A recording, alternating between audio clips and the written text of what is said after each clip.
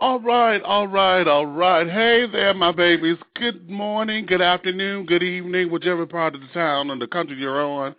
It's another glorious Wednesday, and you know what time it is. So get your crumpets together, because, baby, it's time to dish tea, and you're dishing tea with Big Meach. Hello to all of my tea sippers out there. Thank you so much for your love and your support. If you want to join in on the conversation, I encourage you to do so now. Call in at 347-205-9183. Once again, that's 347-205-9183, okay? For those of you who are on the computer, you can go into the tea room over there, the chat room. I encourage you guys to do so. Now, when you go over there, please, honey, y'all chat responsibly, please. I don't want y'all sitting up in there hollering, bickering, and fighting and carrying on. Just dish your tea responsibly over there in the tea room, and I would greatly appreciate that. I would continue on. Honey, this is going to be a struggle for me because I woke up, well, actually, I was at my day job last night, and, honey, the right side of my body just felt so damn heavy. And I think it is the onset of a head cold of some sort, so y'all give me a minute to bear with me. I'm Therafluing, I'm a NyQuil, honey, about to take a couple of aspirin and dope myself up, and I still have to go to the donut factory to make a couple of donuts when this is all over. So we still going to be cute and spunky, honey, but just know that the girl is not together at 100%. So that's cute, okay? Here's my disclaimer. The show is for mature audiences, and the language and or subject matters are not appropriate for children or anyone who is not mature enough to handle the subject matters. Your listening discretion is advised. Again, your listening discretion is advised, okay? I want to thank you to all of my sponsors, for those of you who believe in what dishing tea is all about. First, Trade Day Management and PR firm. At Trade Day, enjoy a touch of Southern hospitality with a universal appeal. For your public relations and entertainment management needs, please contact Travion Davenport at 678-523-3088. Once again, that's 678-523-3088, or you could email her at tradedaypr@gmail.com. That's tradedaypr, TREADAYPR, at gmail.com. Also, thank you to Pharaoh's Treasure Box, fine art, unique jewelry, and sensational 3D floral arrangements. Creations by Taps for all of your decorative needs. Please contact Pharaoh's Treasure Box at 248-688-5178 or 79. Once again, 248-688-5178 or 79. Or you could email them at pharaohstrtreasurebox@comcast.net. Again, thank you goes out to Parisian Wine Productions, music to lighten your spirits and lift your soul, specializing in gospel and inspirational house and dance music. For production needs, please contact Paris Hairston. He's the CEO, and you can contact him at Paris42268, Paris42268 @yahoo.com. Another sponsor I would like to thank is C-Train Productions. You are aboard the right train for all of your entertainment needs with C-Train Productions. Omar Casserly, CEO and founder, for all of your casting, producing, and production needs, contact Omar at www.ctrainproductions.com. And also, thank you goes out to Life Fellowship of Christ Ministries. Live in freedom everywhere, LIFE, Life. Reverend James Coleman is the leader and founder of the Ecumenical Social Justice Ministry, brought forth to free the oppressed and introducing a fresh approach to the Christ consciousness. Contact Reverend Coleman at mustardcole@yahoo.com, mustardcole@yahoo.com. Services are held every other Sunday at the Woodbridge Estates Clubhouse, 4106 Supremes Drive, Detroit, Michigan, 48201. The phone number there is 313-833-9278, 313-833-9278. Services start at 12 noon. Thank you to all of my sponsors. I love you all for supporting Dishing Tea the way that you do. All right. Now that all of that is said, honey, this has been a long time coming, and I'm excited. Okay, see, I got my muse. Thank you. I'm excited because I have been, my guest and I we've been back and forth and Twittering and texting and MySpacing and this, that, and the other, and we finally got it together. And darlings, I want to make sure that you guys have a good time. I know some of you are out there, honey, have a lot of questions because you know who my guest is, but I'm going to tell you this. We're going to give it to you the way it's given to us, fabulously and fierce, not shady and cynical. So you bitches out there, don't come up in here with no dirt, okay? You know what I mean. You know what I mean. So with that being said, I would like to take this time to introduce to you. First, there was Kirk Franklin in the contemporary gospel world, but this young man has come through and has stumped all over Kirk as far as gaining the title of gospel music's most controversial artist. He has a wonderful, wonderful eclectic style. His vocal range is out of this world magnificent. He has been compared to the secular artist Prince, and has been deemed the Prince of gospel music. With that being said, in recent times, his life has taken a change, and he has been able to step up into his own truth. And since stepping into that truth, the gospel music industry and you church folks out there have taken him for a loop. And now this is the time for him to come forth and to let you know this is all of me. So without any further ado, I would like for you to welcome, this is the one, the only, the incomparable, Mr. TONEX. Hello there, my baby. How are you? I'm very, very, very well, and I'm very impressed with your show already. I'm really like, okay, this dude is really doing it. So that's well, bless you. Congratulations on everything. This is the first time I've been on Blog Talk and heard people actually have sponsors and do it, in a commercial way, and gave me some ideas about what to do next time I come back through. You know what I mean? Oh, well, bless your heart, darling. I thank you for that. I thank you for that. Now that we have you here, I'm going to start real easy because I want to start with the basic stuff, to get all the basic formalities and stuff out of the way. And one of the first questions that I want to be done with is the whole comparison to Prince. Okay. What does that mean to you? And I know you work with Sheila E. and all of that, which was fantabulous.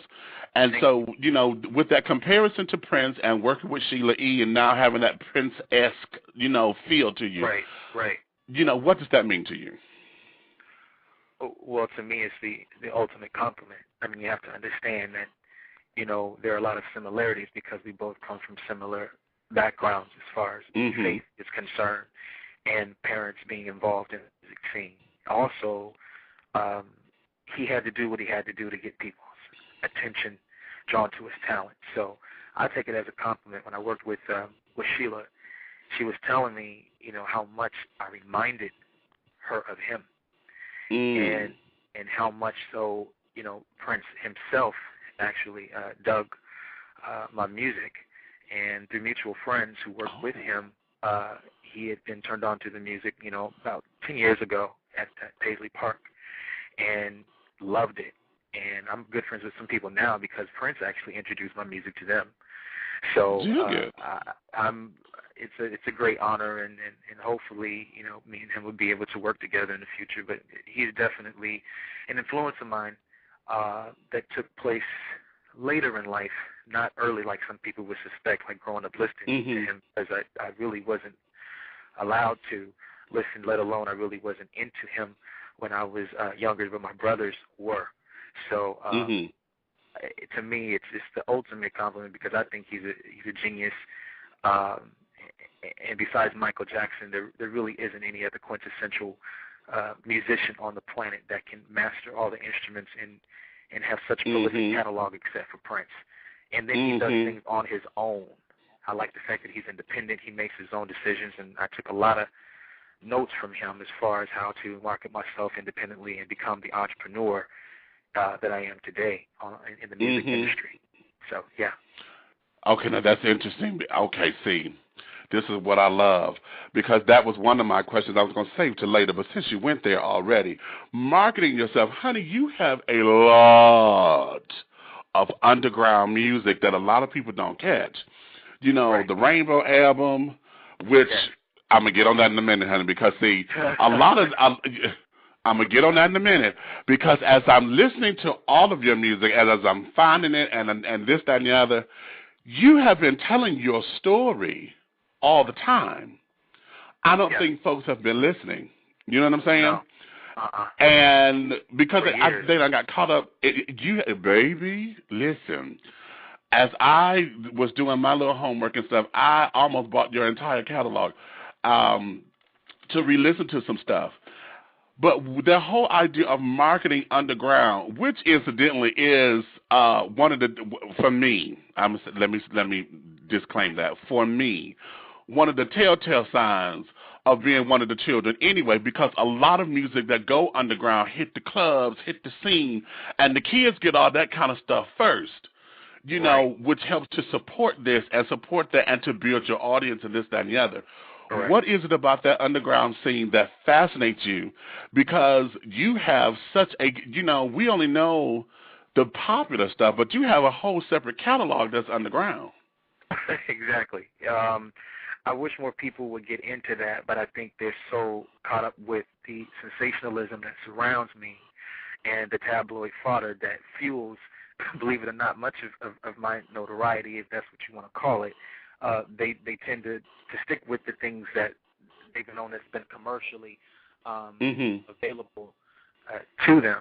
But the underground, to me, it's the pulse of what the truth is. It's the lifeline to reality and subcultures.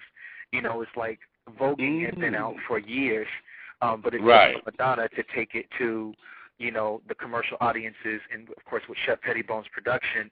But voguing was something that was not new. It was something that had been introduced to the audiences later, but this has been going on, you know, for years, you know, and talking about Willie Ninja and all the different people that never would have gotten the exposure of creating an actual subculture, just like with disco. I mean, that was out for years, but it took Saturday Night Fever to bring it to the mainstream audiences. But I don't like to jump onto things after the fact. I'd like to be the one that introduces things before it becomes a trend, and by the time it is a trend, I've already started a new one. So been there, done that. Right. I get it. Yeah, and so I get really bored with, you know, with my music and with things that come out, because I'm ready to move on to, you know, the next thing. I love to be on the edge, and I think that has to do with my affinity for Japanese fashion and pop culture. They change so quickly, and they're on to the next technology and the next mood and the next moment. That's what fuels that underground pulse. And there I can speak even more freely about who I am, what I am, where I'm at the moment. And many labels aren't able to digest or handle or trust that the mainstream masses can handle it. I think they can, but, you know, labels have to play it safe, and I understand that as well. So I had to make a lane for myself to be able to express the fullness of the scope of my artistic integrity. And if that means I don't have the support that, you know, from mainstream labels, that's all right. I can build a cult following that loves it just the way I have it. And so, Meach, I've learned, you know, just play to the people that like what you do. Don't try to win nobody over. Just keep playing to the ones that dig what you do. And dig that. I dig that. I stay close to the underground scene. I love it. You know what I mean? I like subculture stuff.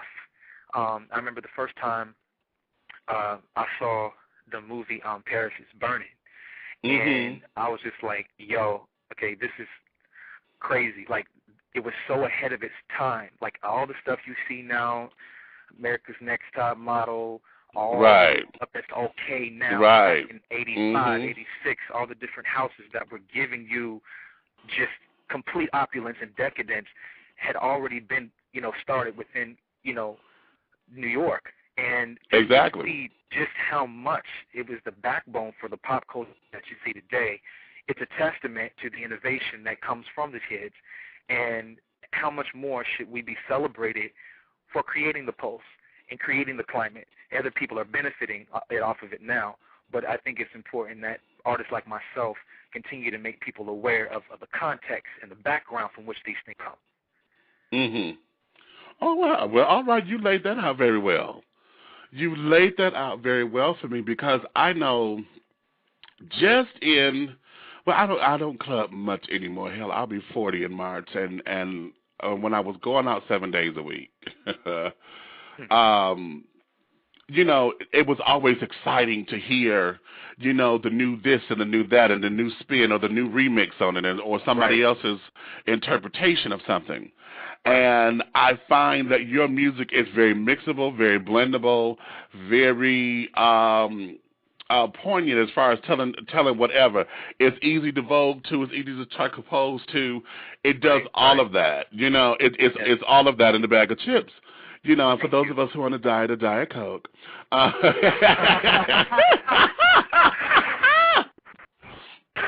You know, and it takes us there, you know, and I will applaud you for that. And now, wait a minute, because here's also the kick that a lot of kids don't get. See, you have taken in your music and done what the Clark sisters and Tremaine and Andre have done, and just taken it to the whole next level. See, when they had mainstream play with, you know, You Brought the Sunshine and Spirit Fall Down and all of those things. But darling, see, the kids, we danced because when they remixed Tremaine's Fall Down, honey, and they gave you all that bass line on that, honey, you could swivel your hips and shit. Yes. When they gave us all that was cute, and a lot of folks didn't realize it was gospel, you know, a gospel tune. But sweetie, I catch your lyrics, and I'm like, okay, you have become an embodiment of infusement with all these different sounds, and your message is just as loud as the instrumentation. Your vocals are right up there. You know, you didn't pull back on any of the vocals. You do your cutesy curly cue runs, which I'm going to slap you with a wet noodle. Okay, I'm gonna slap you with a wet noodle, bitch, because you hit one of them notes. I said, okay, I'm gonna hit her. Anyway, and what I love about it is that it doesn't lose its integrity, and your dignity is still in tone or set with what it is that you want to project. So I commend you for that. Thank you. I really do. That's what I seek to do, and I'm glad that it's cutting through. It's good to hear that it is translating, because that is my goal, and that is my intent. Always has been. Okay. Now let's move on into some of the meat of this, because now let me start here, because we're talking about your music and stuff, and I noticed that in your credits, see, I'm a girl, I don't just download, see, I like to read liner notes. And, you know, there's Tone, there is T-Boy, there's T-Busy, there's Anthony Charles Williams II, there's the Black Maverick. You know, is there a difference between all these different personas? You know, or is that just the statement that you're making when you're creating? There's a difference in each one of those administrations. You have to understand that, you know, Coca-Cola, you know, is the main brand, but then you have your subsidiaries like Minute Maid, or you have Sprite, even Dasani, but all a part of the Coca-Cola company. So each one of those aliases or pseudonyms function as, for example, T-Boy is more of like the producer circa, say, 94 through 2004 was the last time I used that pseudonym, because the style of production changed and it got a little bit more street. So that's when Busy came. Anthony Charles Williams II is the CEO, the entrepreneur, you know, the Sean Carter, or, you know, it's just like... Okay, okay, you better work that for me, because you know I'm sitting over here, I'm tingling, right? I'm like, this motherfucker just saying. He's like the Coca-Cola company. I'm floored, but keep going. Yeah, well, see, the thing is, many people today are trying so hard to get signed to record labels as an artist, and I'm a recording activist who is an enterprise. You don't think of, you know, like Jay-Z simply as a hip-hop artist. You think of him as an enterprise. When you think of Beyonce, you don't think of just Beyonce as an artist. You think of her as the enterprise, the endorsements, the concert tours, the merchandising. And so all of these entities form a cohesive mix of one person who has many different extensions. You know what I mean? Like you have God the Father, and then you have God as the Son, and then you have God as the Holy Spirit, or you have God as Jehovah Jireh, or you have God as Jehovah Nissi or Tiskanu. It's all Jehovah, but it's just, you know, if you need him to be Jehovah Shammah, that means he's a right now God. You know, so it's like the same person with different vocations or functions or auxiliary channels to get the art or the business name out there. So that's basically what it is. It doesn't mean multiple personalities. It means multiple extensions of an overall conglomerate or corporate force or enterprise. And in that way, you can be like Pepsi Cola. You can have, you know, Pizza Hut. You can have Kentucky Fried Chicken. You know what I mean? But you can do whatever you need to do. You can have. You're going to drink some Pepsi, though, if you go to Pizza Hut and you go to Kentucky Fried Chicken. You're not going to get a Coca-Cola product. Why? Because Pepsi owns that. So I'd like to have my brand octopused into various levels of multimedia so that I can have full control and have a piece of the pie and not be manipulated by the big monster system. So that's what that is. Okay, stop. Just press pause for a minute. Didn't I say I was going to hit you with a wet noodle?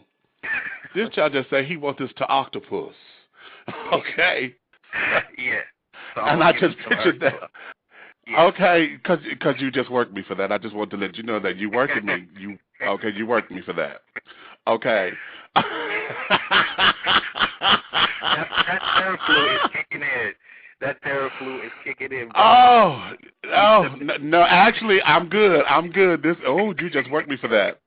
But okay. But I do understand it because it's more so just a marketing tool to get you out there, and also because we've all been blessed with more than one talent, is also to help tap into that and channel those particular energies. And I really like that analogy as far as you know, you have Coca-Cola, but then they have other different products as well in the family. So all right. Well, then let's go to piggyback on this question. Now, I'm going to get a little graphic here because I'm doing a direct quote. I heard you say this in an interview, and I guess the biggest question, because you hit it with him, but you went around it, and he didn't follow up, so I'm going to follow up, because the question is, who is TONEX? Now that we know you have all these multifaceted octopusing chambers, who is TONEX? Because you said in this particular interview that you are more than your lips and your dick. So who is TONEX? Wow. I would say that I am just more than meets the eye. And the best way to sum me up is I'm a think piece. So if you're not willing to be intellectual and deal with brain food, then we can't really get into anything that will, translate into physicality or into emotion. Because for me, it's all in the mind. Everything is in the mind. I'm a critical thinker, and very, very, very, very sensitive and very loyal. Once you have me as a friend, you don't have to worry about anything. You can add me up, I'm 5. You know what I mean? It's just like you cross me once, we're done forever. 1 + 4 is 5. Add me up. That's what it is. I'm good till you make it not good. I believe that I'm a maverick of sorts. I'm an anomaly in many ways because I've always went to the beat of a different drummer. However, I'm very affectionate, and I'm a sucker for romance, and I believe in the thrill of the chase. I believe in respect and honor, and as much as I'm out there, and as much as I'm very forward and direct, I can be very candid. Believe it or not, I can tend to be at times incredibly introverted and shy, usually in smaller crowds. Really? I'm most comfortable in social environments that are greater than 100 people in capacity. Once you go smaller than that, when it comes down to performing, I really don't. I do what I need to do, but I'm really not as comfortable as I'd like to be. Now, in a conversation setting, once I get to know somebody, I listen more than I speak, because I like to do a lap before I commit. I like to do a lap before I commit my mind to a location. When you step into a building, I feel that you should come in and change the atmosphere. They should know when you've walked in the room. They should know when you've left without it being an announcement. That just your energy should carry that, and that's who I am. I like to change climates. I like to make everybody mellow, and I can be friends with anybody. And if you look on Twitter and my MySpace, there's no demographic that I'm not friends with. So that's who I am. Right. Yeah. Just this grand old anomaly, honey, an amalgamation of sorts. Yes. I love it. Okay. I think we all are to some degree, but... Okay, now get out of my head now, because I was just about to say that. Well, listen, if and let me go here just for half a second. Okay. If we're all created in the image of the infinite creator, yes, as multifaceted as the creator is, and we're created in that image, then so are we. So yes. As we're evolving and learning, honey, we're learning more and more about ourselves. We get rid of some things, add others, because we learn that it's a part of us, Yes. And henceforth, now that you're here and you've stepped into your truth fully, Let me ask this, because I know you said that you're looking to do the next great thing and to do the next best thing. So in what ways do you feel that having made your announcement, if you will, and you know what, I really don't like that, because it was just you having an interview, and you would, let me just put it out like that. It was an interview, and you were just talking, so it wasn't like some declaration like you were Obama, sitting there, okay, hello world, let me tell you something about me. You didn't do it the way Ellen did it, you were just having a conversation, and then it blew her wig back.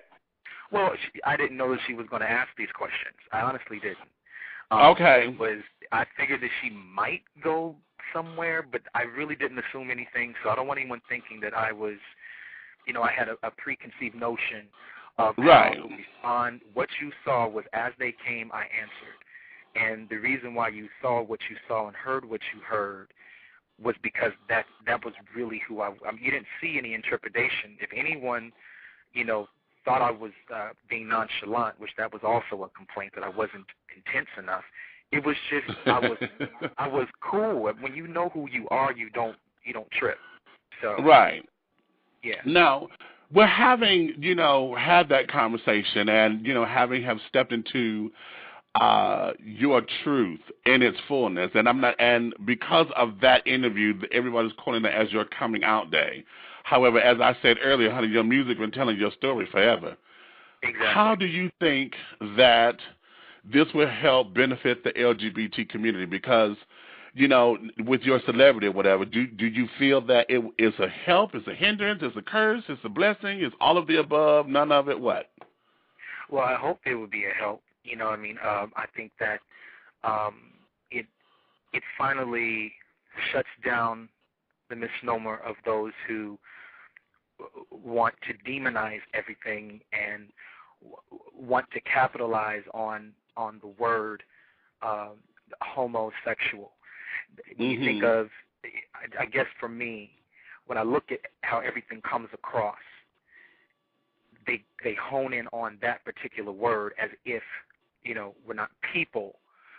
And the homo and the sexual part, that's a word that was invented in the 1800s along with heterosexual. I believe we're just human beings that have affinity and attraction towards energies that we have, either way. And we all have propensity and proclivity to go either way, because both sexes are within us.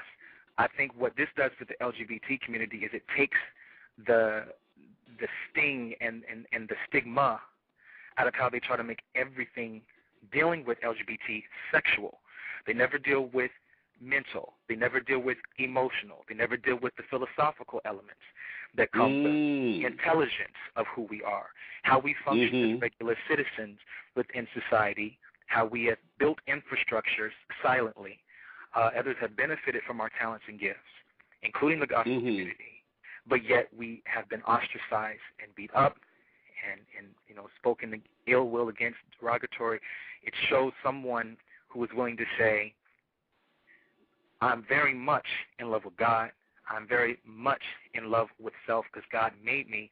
And you're not going to put me in this category that's been perpetuated by media and Hollywood, as to what we are and the only things that we can be. Particularly within the African American community, it takes the stereotype about who we are as black men. And I don't hate on anyone's disposition or their swag or however they come across. It's about, do you know who you are, and can you stand in the truth of who you are without feeling obligated to water down or convolute something to appease a group of people that don't even know who the hell they are. And how about it? This is a small step.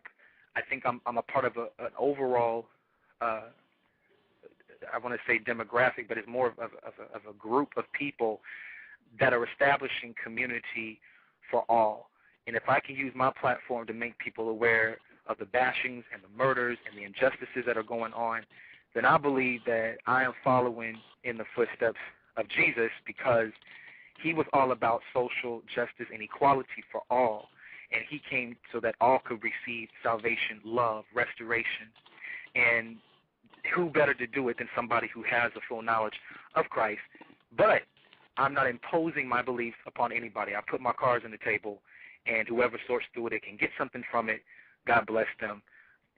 They ask me questions, I give them the answer. And the LGBT community has not really had, within particularly the gospel community, someone to speak out upon their behalf or even have a voice within that without it being something of, I was molested and so that's what it is. And the only time they can really receive a testimony from somebody is if it's, post, quote unquote deliverance or post, okay. It's like it has to be something that's in the past. It can't be something that is a part of your now. And so that's part of the problem. It has nothing to do with if I had said this is what it was and this was where I was at. The problem is that it is where I'm at. So it is. Dig it. It is where it's at, and that part is what messed people up, because God's not afraid of me. God's not afraid of where anybody is coming from, because nothing is a surprise to him. He knows who we really are anyway. Now, we either trust him to show us how to walk this thing out, or we get scared because of religion, oppression, the fear of how people will perceive us, or even being excommunicated from that community, because there's a lot of LGBT that attend, churches that they're being abused in. Their talents and gifts are being used, but, and they pay their tithes. You know what I'm saying? Okay, now. I might be a faggot, but it seems to me that, you accept the faggot's tithe money. You don't mind, him doing First Lady's hair and picking out her clothes and styling her. But then you want to bash him over the pulpit. Like, that's the part I'm talking about.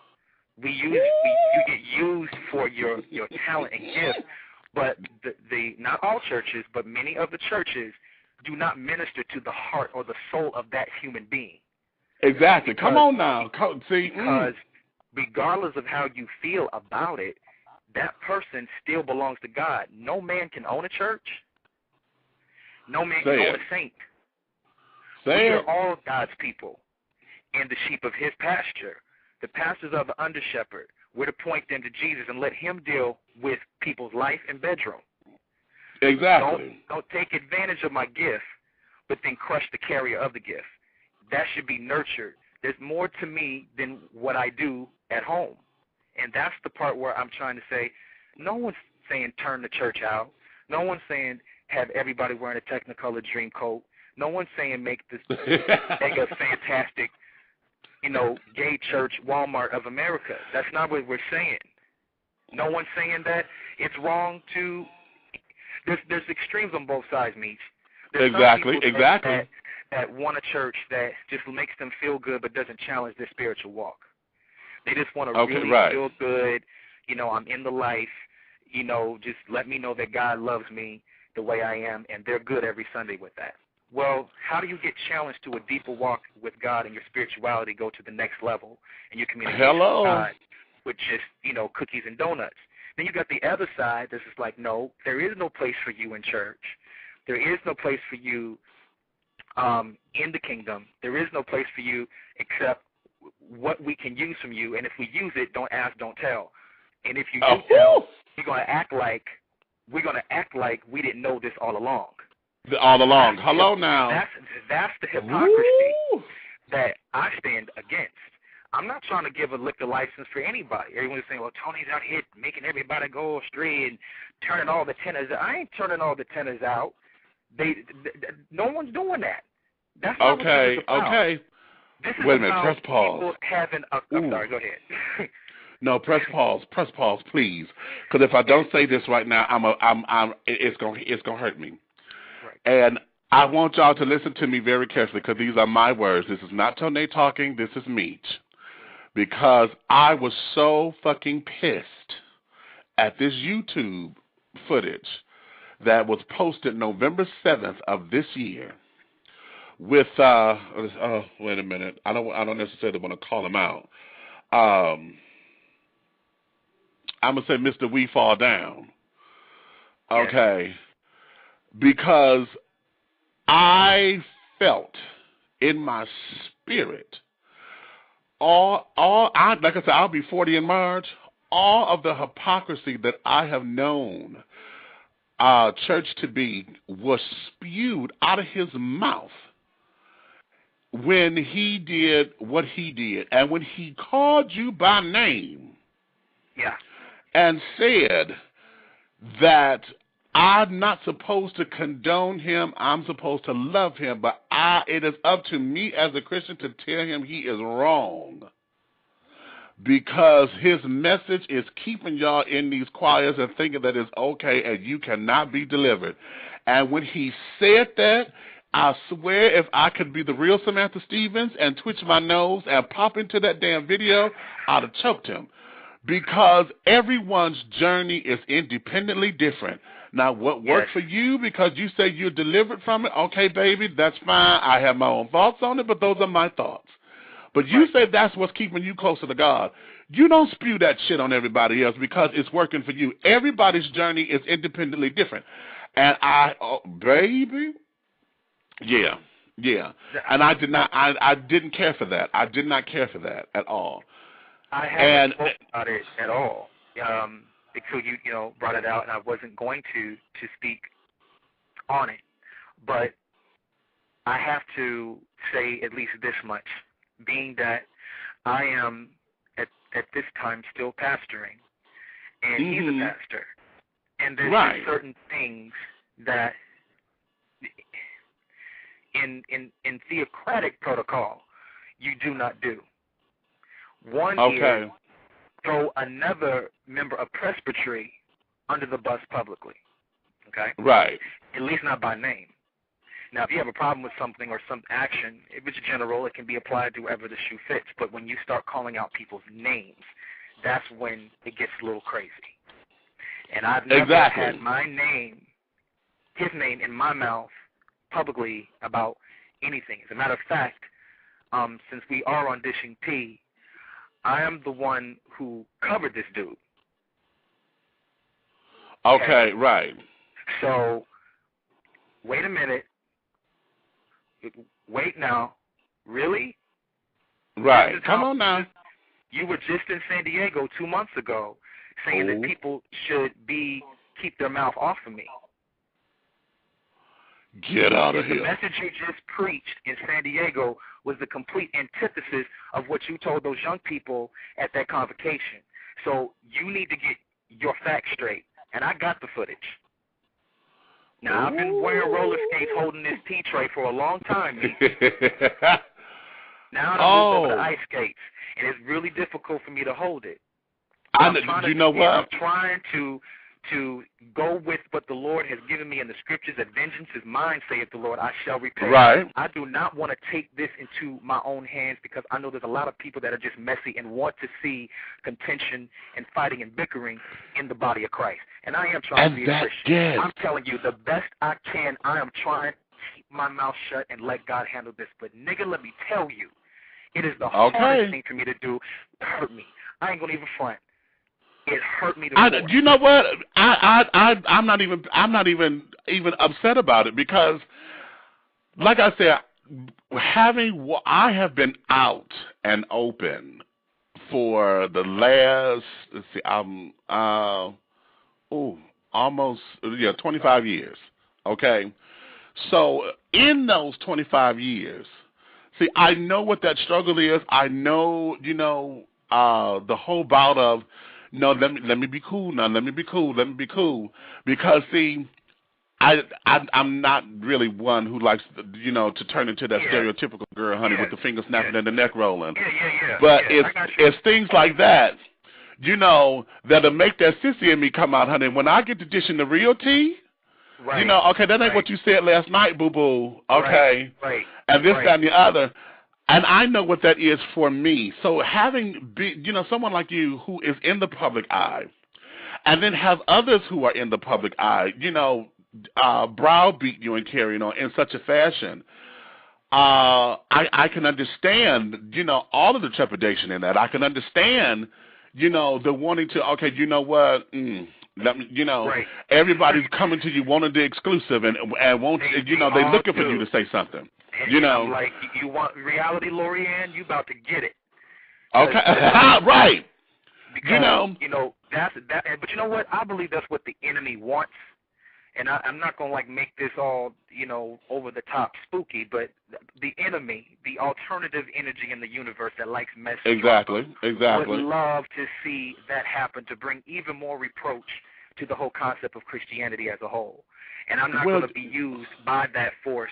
What I am going to do is stand in truth, and if somebody could get the message to him for me, he owes me an apology and he owes me a private phone call.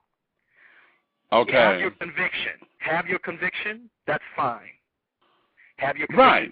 But if you have a personal with yourself, if you are suffering from personal inner turmoil, then let that be yours. Don't exactly. Went through it the way that you do and have the same struggles that you do, or the same way that you went about it. Everyone goes through it the same way. Exactly. And then don't sell it. Do not tell these young people to come down to the altar like some goofy dust is going to make them hop from the altar, and all of a sudden they're completely different. Baby, when that entire choir stand got up, the entire choir got up. Half of the folks in the sanctuary got up to this altar call. Yeah. And I looked at that. I was like, well, wait a minute. Because, see, I know y'all had tithes and offerings, and you didn't tell none of these children to sit up there and don't put their money in the thing. You didn't tell them not to come to choir rehearsal. You didn't tell them, but you wanted, okay, we're going to move on because, baby. But here's the thing. There's nothing wrong with prayer, Meach. There's nothing wrong with people wanting to better themselves, get closer to God, have a closer walk with God. But this is not an overnight situation. Life is not an overnight situation. As a matter of fact, people don't even make paradigm shifts, Meach, except every 10 years. Every 10 years, you actually make an evolution. Not every 10 minutes.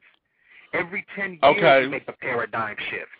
So you have to understand a lot of that is fueled by fear and homophobia, and not dealing with the core issue of and he kind of touched on some things that were good, but the thing was he made it a general thing for each person. I'm not saying that God can't free somebody from whatever, but you can't tell me that it doesn't take a certain level of discipline within oneself to want to make a change in any direction they're trying to go. Exactly. Don't sell it like it's some potion that you just come down there and snap your fingers and then you walk away all butch. That's not the way that goes down. Right. You're not being but wait. And when these kids walk away from that and they end up seeing that it's not what they thought it was, they either think God didn't do it right the first time, or that it can't be done at all. Or it can't be done. But see, here's the thing.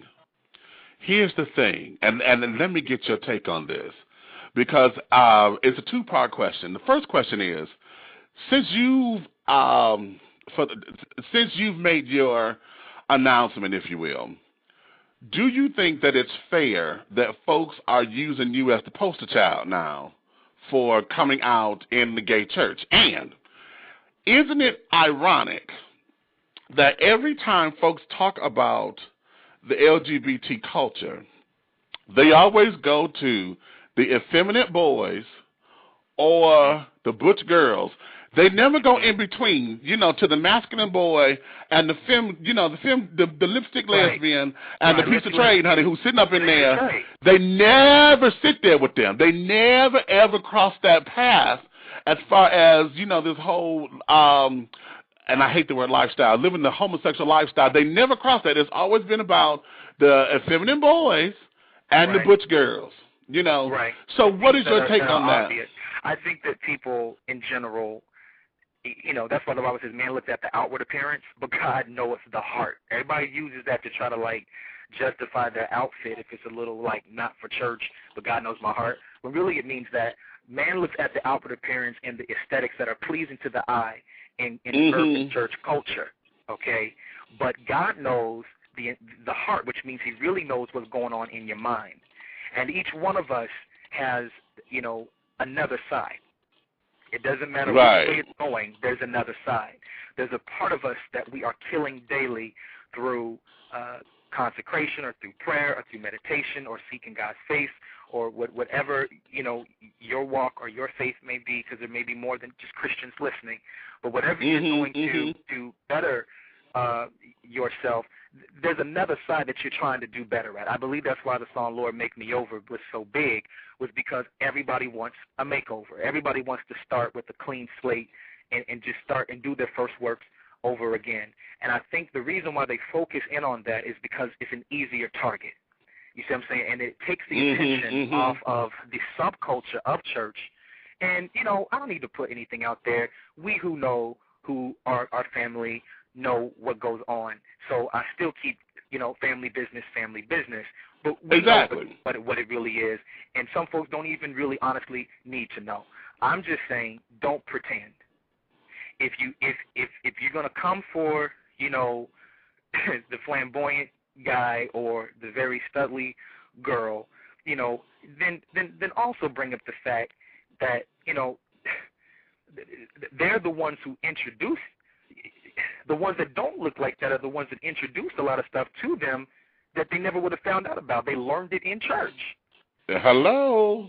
So it kind of perpetuates a cycle where it's just like, okay, I didn't really come all the way through into this until you showed it to me.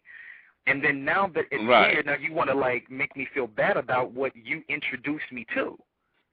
So it kind of makes a person feel like there is no hope, because now that I have opened this Pandora's box, I'm on my way to hell, but I love God and I love church. How do I exactly? What's the balance? With that? How do I reconcile that? It's easy to attack the girl that's pregnant because obviously, her stomach. She's showing, right? Out. She's showing. But the dude, he did what he had to do, but he just got to wash off and go wherever else he needed to go. He normally doesn't get attacked. Normally, he gets applauded by the church. Like, I was just going to say that he gets celebrated because of the mandingo in him. Yeah. He's doing, what niggas is supposed to do. Right. Say it. Celebration of masculinity and manhood. But to me, what the ultimate level of masculinity is being in your place. It doesn't mean being perfect. It just means being where you need to be at all times.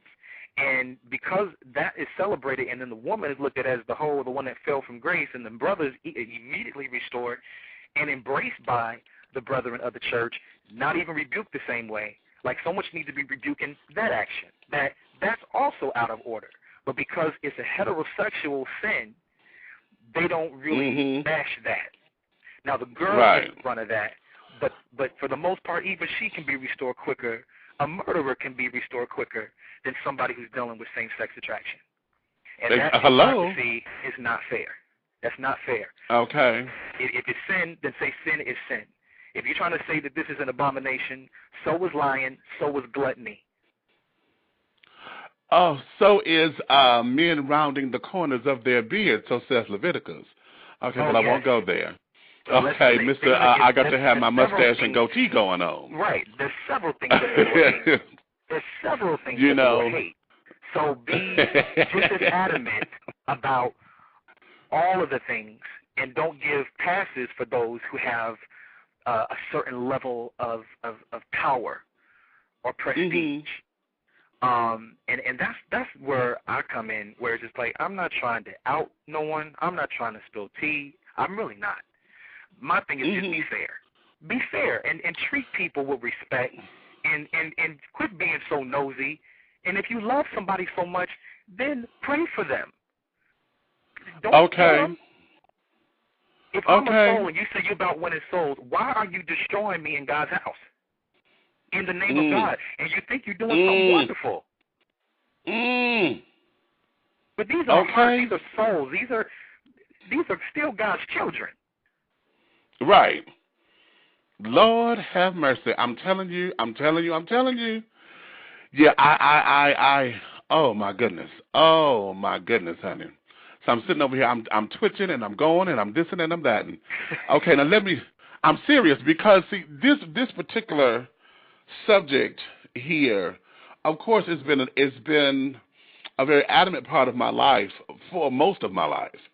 And to bridge that gap has always been one of my focuses because I'm like, okay, you know, this doesn't take away from the work because you teach me only what you do for Christ will last. All other things will pass away. So how come my work is not looked at? You know, everything that I've done thus far, honey, to help build your church, to help build this, to help build that. You know, the people that I've brought to church, honey, to build the kingdom and this, that, and the other. You ain't looking at that. All you looking at is that I got on a fuchsia pink damn suit with the handkerchief. Okay. And carrying on, you know. So listen at me. I can't even talk. Just understand this though, Meach. What you're doing today is kingdom work. It doesn't necessarily have to be a religious themed anything. It's anytime you're empowering people and raising the consciousness of a people to see the God in us all. And his justice is the best justice because he's not swift to anger. He's slow to anger. He's a patient God, and he is a very forgiving God. And when you use the when you use the platform to help people understand that they're not crazy, they're not nuts, that someone understands their feelings and where they're coming from, God gets the glory. You know, regardless of what's going on, you cannot separate me from the love of God. See, what I'm noticing is that people try to use your circumstance or your life path as a means to tell you that you are no longer God's child or that you don't belong to God. And that is a lie of hell. Because, first of all, I don't have to prove where my personal walk is to you. It's a personal relationship with the Lord. Say that. Would you say that one more time, please? You do not have to go around trying to impress these people, especially when they don't even have their own stuff together. It's an audience of one. You know when you're doing wrong. You know when the Holy Spirit convicts you that I said that the wrong way. I should have did that last night. You don't have to tell me nothing that I don't already know. I don't need to come to church to hear what I did wrong. I'm aware that I'm a grown man. But lead me to the rock that's higher than I. Can you preach Jesus? Because I already know where I'm short. Preach to me that he sees. Not the one that you seeing in process or in evolution. Because it's not the beginning of a thing, it's the end of a thing, Meach. It's not where you started, it's where you're going to end, my brother. It's where you're going, which is okay now, okay. We don't know. Some people we think going to win ain't going to really win. Just because they fast, it don't mean that they're going to win the race. The tortoise and the hare. The race is not given to the swift nor the battle to the strong, but to the one that endureth. As long as I endure and I continue to seek God, do the right things the best way I know how, if he knows the content of my heart and the intent of what I'm trying to do, you better believe if there's a void in my life, God's going to fill it. Okay, exactly. He's not going to fill it with accusation, venom, and poison, bigotry, and homophobia, and or any other phobia that goes along with whoever the church is afraid of. The church belongs to God, man, and it's not in a building. Exactly. It's wherever you go and you share that light of God, man. That's the church. Exactly. I'm not here trying to push the straight church or gay church. I'm saying the church. It's the church, exactly. The church. Okay, now listen. I told you. Okay, now, Pastor, you finna get ready to have. I'm a backflip to Jesus and kiss him, and I'm gonna come on back down. Okay, now listen. Let me take this time right here. I said I got a couple of callers that want to come in and ask questions, but before callers, stay on the line because what I want to do, I'm gonna play this song. From which album is this from, Donna? Or is this the single that's, because, released 4 at the same damn time, which is unheard of. Okay, I said, I'm going to hit this boy so hard, and I got to make sure I got a real al dente noodle, honey. I'm going to hit you. Okay. Crazy. This song here, I think, sums up everything. In fact, I titled the today's show according to the title of this song. This is TONEX, one of TONEX's latest singles. This is called "This Is All of Me."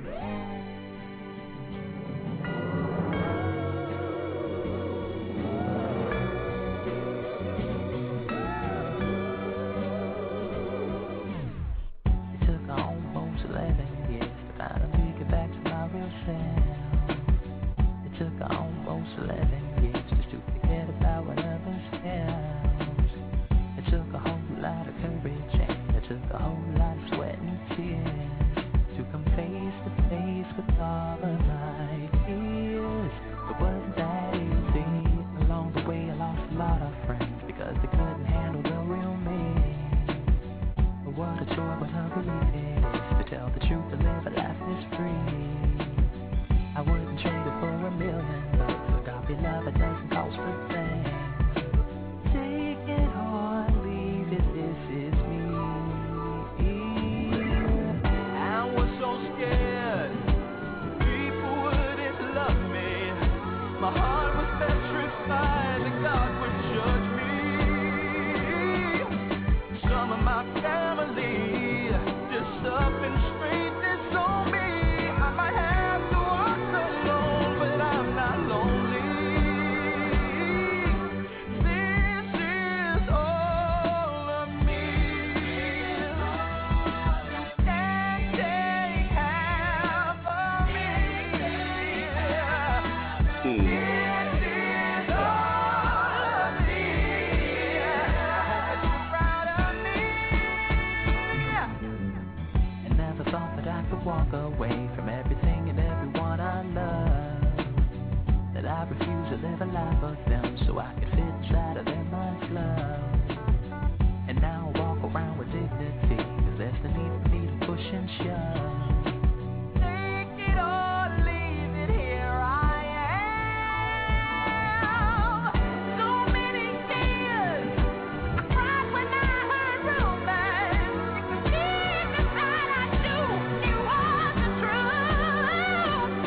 But hey, I took away all the power from the tabloids. I found the courage to do what I was born to do. Hey, this is all of me. Ow! Take half of me.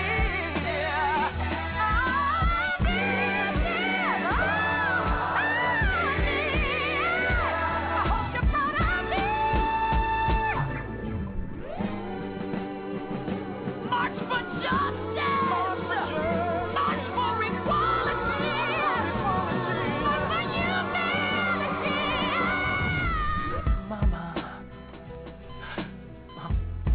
Mama, please don't cry. I fought my war like a man. And if I should die tonight, tell Dad for me that I love him.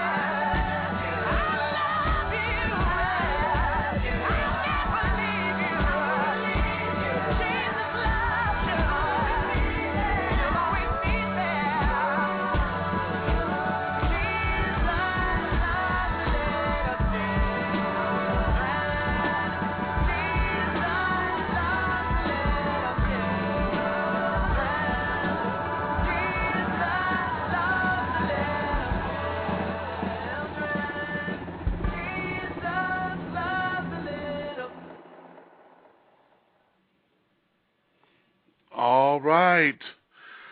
Yeah. This is all of me. Now, I'm going to say this. I said a wet noodle. Darling, I got to make sure that it is a wet lasagna al dente noodle because I wanted to wrap around that ass when I tag you. You hear me? Darling, Yeah. that there,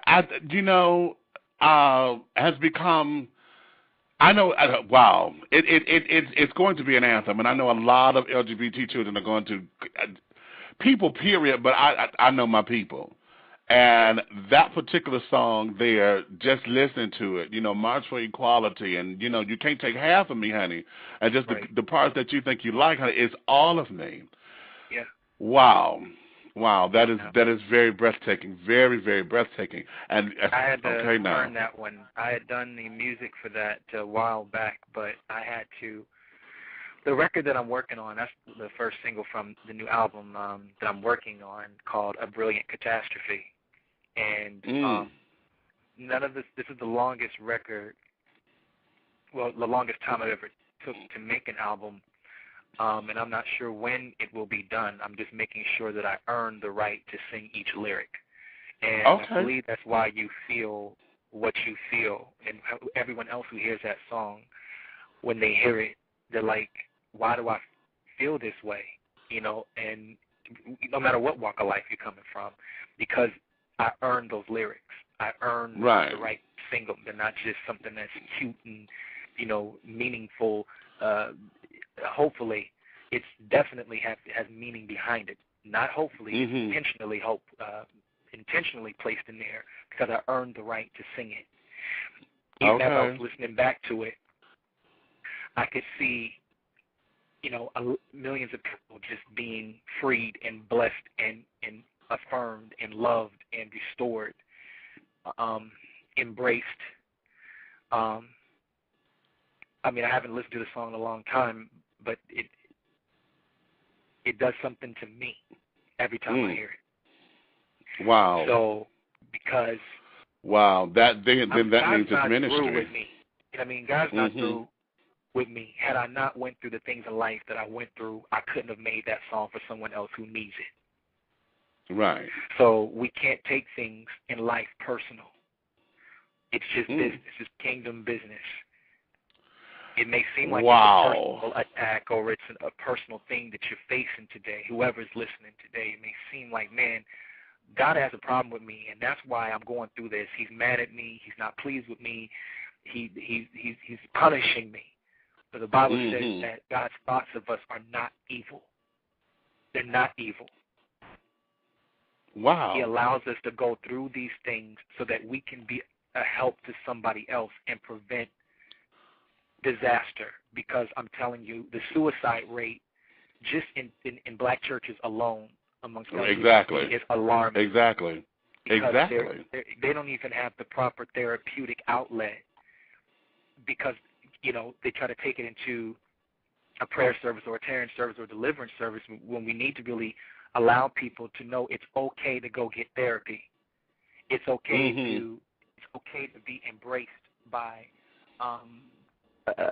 someone who understands where you're coming from, that's not judging you, but would just listen to how you got to where you've gotten and to mentor you into not making the same choices that some of us made trying to navigate a very difficult path. And because there is no outlet for that, you have a lot of young people, male and female, that are incredibly confused and scared and can't say anything because there is no lane. There is no lane. So they're getting all the improper ways to walk something like this out.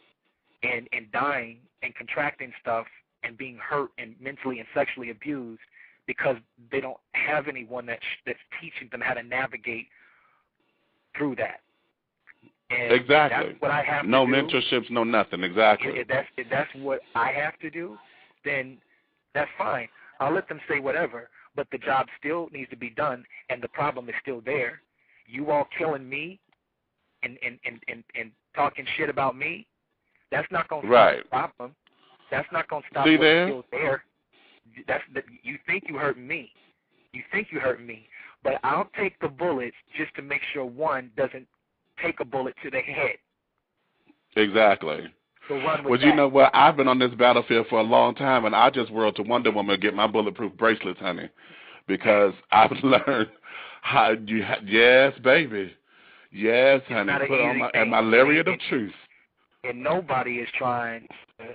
Who would choose that? Who wants to take a path of persecution and misunderstanding and life threatened and just ignorance like beyond compare? Who Exactly. would choose that path? Who would? Come on Exactly. Here. Exactly. Okay. I have a caller here. Let me take this caller. I'm gonna bring you in because I got a couple more questions, honey. Because I'm finna get into the messy questions in just a moment. Because I know part of the folks are looking to ask. Well, no, hold on, caller, because I have to ask this one while it's on me. The naysayers that may have put out there that during all of this time, I'm not gonna go into your marriage because that you said all you needed to say on that in other interviews, and I've heard all that. Yeah. But during that time, a lot of the naysayers may feel as though you were on the DL, you know, the whole DL thing in the church, and what was this, you know, how you gonna put these women on blast like this, that, and the other, blah, blah, blah, blah, blah. How did you address that whole DL notion, you know, in the light of J.L. King and this whole culture now that's focusing on DL living? Well, you have to remember there's all types of levels of sexuality on the Kinsey scale. You know, it was fair game and knowledge to many, particularly when I was married. There was nothing that she didn't know before she got into it. This was, you know, and I felt it was fair enough to say that you know, there was affinity for an attraction for both sexes. So, but when she came into my life, I honestly fell in love with her, and I was with her and loved being with her, and I wasn't even going to address this, but I want to say that I was very, very happy. Like, you know, some people are like miserable. That didn't get to that point till probably after my father died, where it started getting a little shaky. But before then, you know, she was a really, really funny and great person. Like, I love this chick. Like, no one can take that from me. I don't have to explain that or justify it. I'm telling you right now, I was in love. I know love is love, honey. You know, love is love. Exactly. I don't. For some people, you know, they can't even get near lobster. But I'm saying to you, for the time I was with her, it was a wonderful, beautiful thing that I was willing to be committed to, you know, to the end. I didn't go in with no plan B. I really did feel like, you know, this could totally work. There was a lot of other dynamics that went with that. But as far as, you know, DL, I can't really speak on that because it wasn't a DL situation with her. She knew what was going on before we got married and the struggles I had in between. And she was so open and so understanding and praying with me, and it wasn't even like, oh, let me work with him and let me just, you know, stay on the threshing floor and all that. It wasn't about that.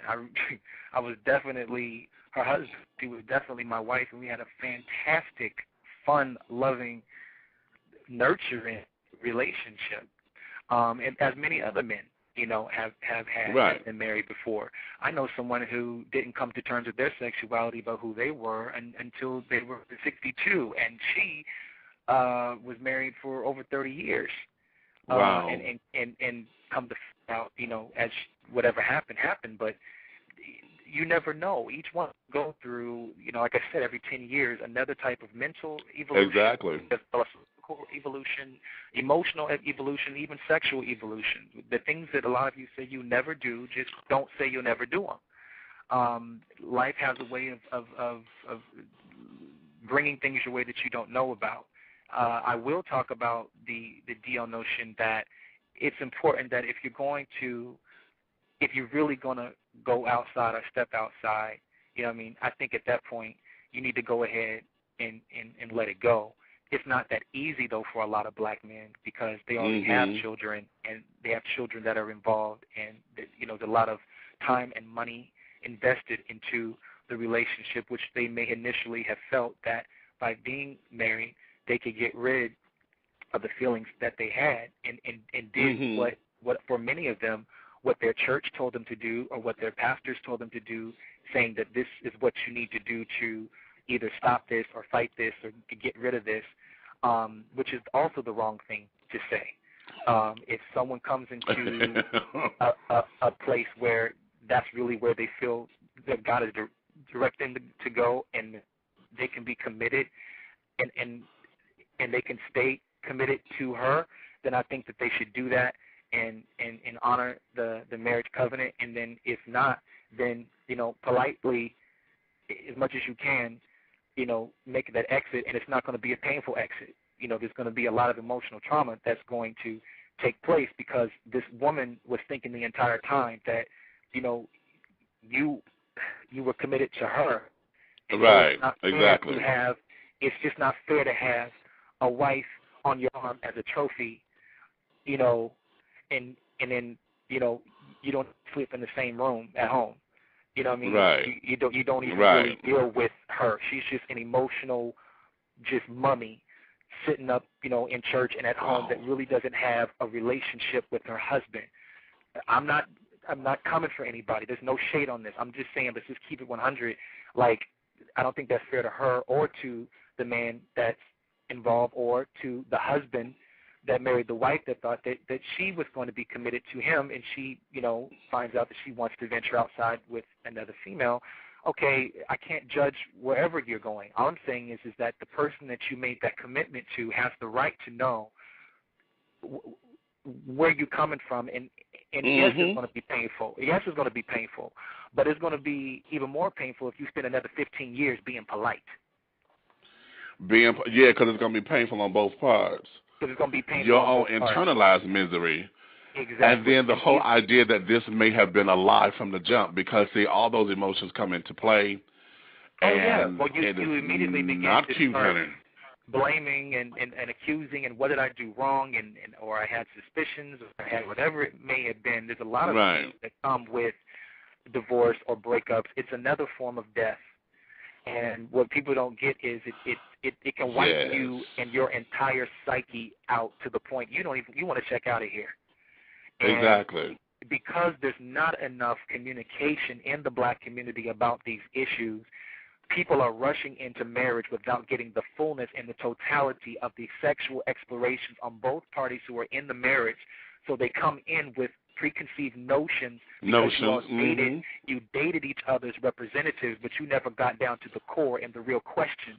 You just wanted to say you had a man so bad, or you just wanted to get married so bad, or you just wanted to have the look so bad that you didn't take the time or ask the real questions that should be asked before you go into a lifetime of commitment, or at least to try.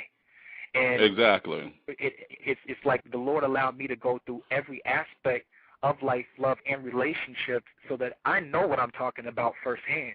If I can prevent it, that's what I would do, by at least planting the seeds that whoever you're with, I believe, has the right to know. And you know what? There's some things that I did not do right. There's some things that I was pretty young and didn't know what was what, because I didn't have a lot of male mentorship in that area concerning marriage. All I knew was I was in love with her. You know what I mean? So there were some things I think I probably could have done a lot better. I think that perhaps even the marriage could have been salvaged had I had the proper counseling, and I mean counseling, I mean relating to all of the deaths that hit my life that year. I think because I had not sought therapy at that time, trying to be a hero, that I think that subsequently damaged the relationship with my ex-wife. And no one can tell me, like, they try to make it messy, but, quite frankly, it takes a lot for a person to even vocalize the things that they've went through, and they've only heard one side, or my side, or her side, but there's the truth too. There's things that we both could have done differently. As of even to the point that after the interview came out, my ex-wife sent me an email, and she had a speaker that came to her church that was talking about being restored, from, sexual indiscretions and all of the different challenges and struggles that come with just sexuality, period, from those who've been molested, those who've been raped, those who, dealing with homosexuality or lesbianism or whatever it may be. And she said, there's a speaker coming. If you want to come, I'm not trying to be messy, she said, but the invitation is open to you. This guy's a really good speaker. If you need help or if you need something or you want to, hear what somebody else has to say, I want to invite you to my church. And you can come and do. And just the fact that she did that, you all don't know my ex-wife. You may try to put a whole bunch of facts out there about her, but she's a good woman, and she did the best that she could do even after our divorce to make sure that my soul was okay. So she still cares. So I need y'all to take that. Every woman out there is not a mess. Now, we have things, of course, that we have beef about, but the core root of her, she doesn't want to see me hurt, confused, angry, battered, or whatever by anybody else. It's like I don't want that for her, and that's why I would never allow people to take me down that road in interviews concerning her because, we're not married now, but when I was married, I was her covering, and I'm going to cover her now. Dig it. Because love never dies, honey. Love never dies. If it's true. That's right. That's right. And we can go into a whole bunch of philosophical dissertations about what that means, but that's neither here or there. I know what it is, and I do not regret that marriage. I do not resent that marriage. I do not regret it whatsoever. It was a very quintessential piece in my life and taught me a great deal. And there's many times that I think back upon that and what could have been and what I could have done differently. And then I say, you know what, but we're in the now.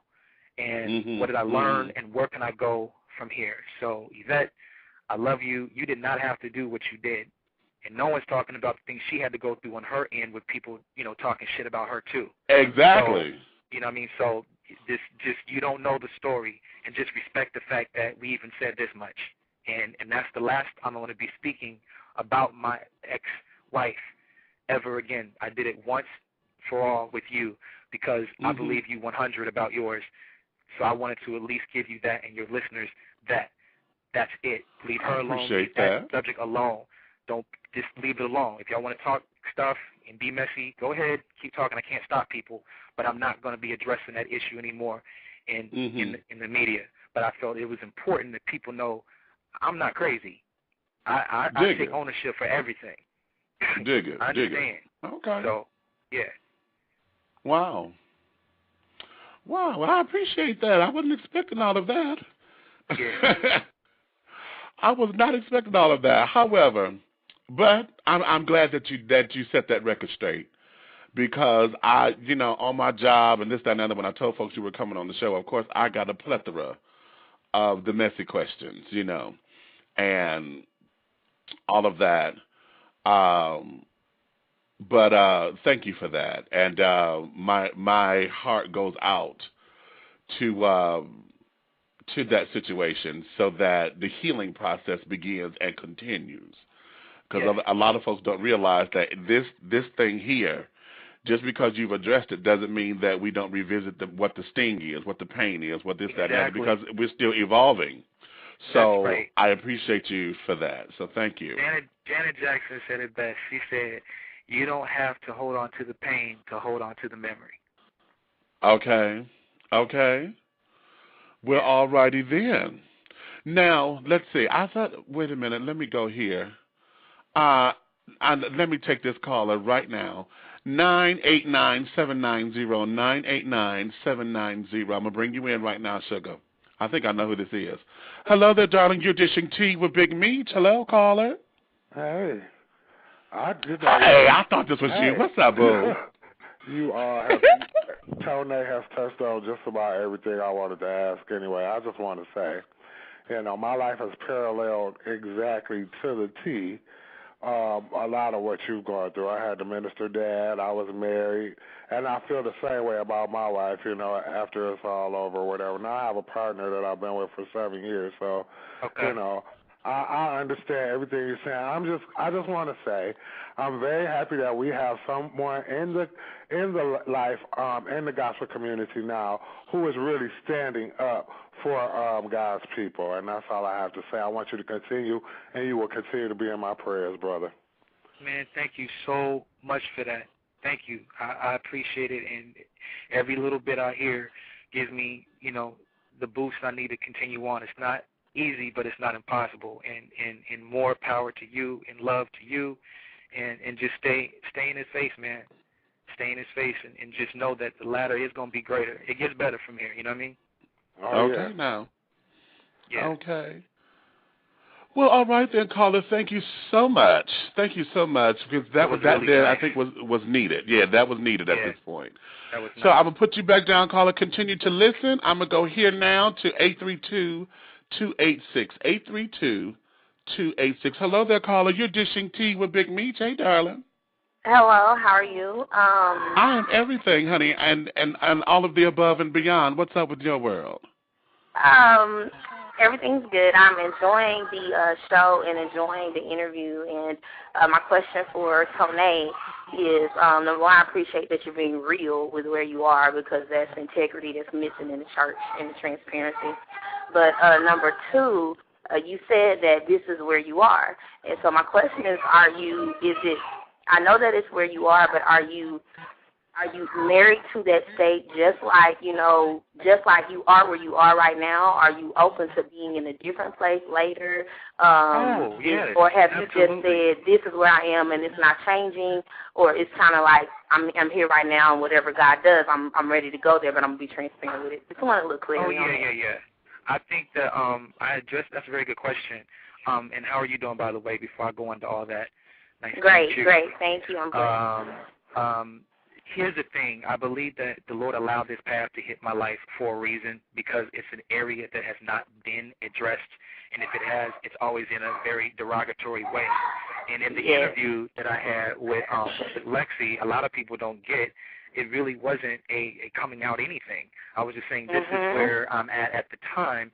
And I left it open-ended, because I said I'm still open to whatever God wants to do in my life, but I'm not going to hide any portion of the process of the evolution, because if that's the case, we might as well extract a lot of things out of the Bible concerning a lot of the characters, because the Bible left in the part where Paul murdered people. The Bible left in the part where David, killed Bathsheba's husband at battle to have an adulterous affair with her. The Bible left in the dirt too, just to show the regeneration process from one state to the next, from Saul to Paul. So what I'm saying is that I can't speak for everyone else and what they're going to do with the rest of their life, but if I can help protect people and keep them from taking their lives and leaving the church in their process until God gives them the fullness of what they are, that's my mission. And I'm still open to whatever God wants, because at the end of the day, I'm belong to Him.